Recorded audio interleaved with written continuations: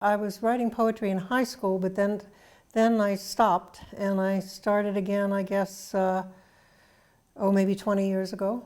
I have published, we self-published 2 books first. My husband Robert helped with that. But many writers don't think self-publishing really counts. For my 3rd book, I was chosen. So that was published by an actual publishing company. And then I've been in various anthologies, and I've published in various literary magazines, quite a few. And the first 2 books were accepted by Yale's Beinecke Library. But I was very lucky with Yale Beinecke Library because the Yale librarian saw them on a friend's coffee table in Los Angeles, and I was actually asked to give them to the library. I said, sure. I taught in East Harlem in New York. I also taught in a private school in New York. Very different experience. I love teaching poetry. That's what I'm doing now. When you teach young children, you have to sort of teach everything. And teaching 4th graders is very different from teaching adults. I'm teaching poetry in Salinas Valley State Prison. That is 5 miles north of Soledad, the city of Soledad. And I love teaching in the prison. I like it a lot better than teaching 4th graders.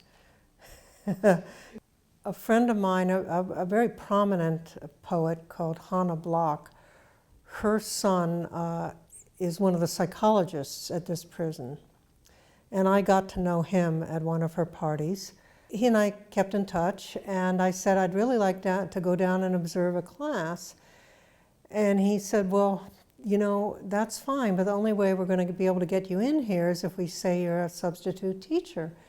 And I said, well, that's great, you know, say I'm a substitute teacher.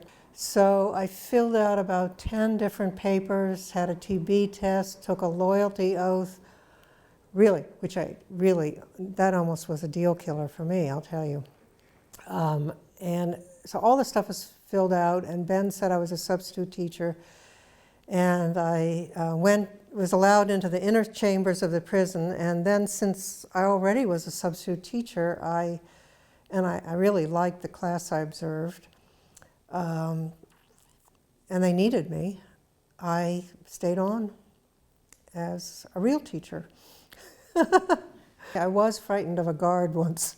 A particular prisoner was handing me a novel he had written, and there's all these inner courtyards. You go into one inner courtyard, and then after a while you go, and then you walk around and go into a more inner courtyard. This particular prisoner was allowed in a more of an outer courtyard. But he was engaged in deep conversation with me, and he was handing me this novel, and suddenly we were swooped down upon by 2 guards, and one of them said to me, said, "What's that?" And I said, "I'm his writing teacher, and he's handing me a novel." And I was really worried that I'd used too big a word using novel. He said, "Well, don't you know that everything has to be approved first? You can't have that." And usually it's the stuff that we give the prisoners that has to be approved. So this seemed very strange to me. So this particular prisoner who had been in prison for, I think, 36 years, he knew just what to do. It was very strange. But I realized I had absolutely no power at all. I did feel like I was in a Nazi movie, and this was nothing compared to what the prisoners go through, of course, and this man I was talking with, and nothing compared to what he, experiences daily, of course. I guess what a lot of poets do is they're trying to make sense out of a world that doesn't make so much sense.